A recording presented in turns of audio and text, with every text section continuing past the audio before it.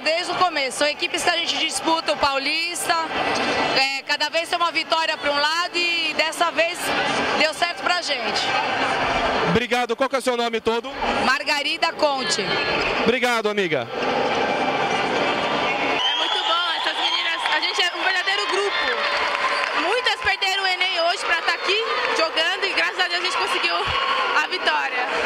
Tem tudo para dar um final, né? Porque Santos veio forte, a Americana também. Buscamos 4 gols. Tenho certeza que a Americana vai levar. A gente joga em equipe, nós não ganhamos nada sozinhos, não é, Cuba? Somos nós! É nós, Americana!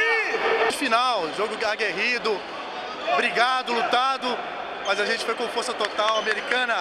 A gente pegou forte na defesa. Essa era o objetivo, pegar forte na defesa e levar mais um título para casa. Bicampeão!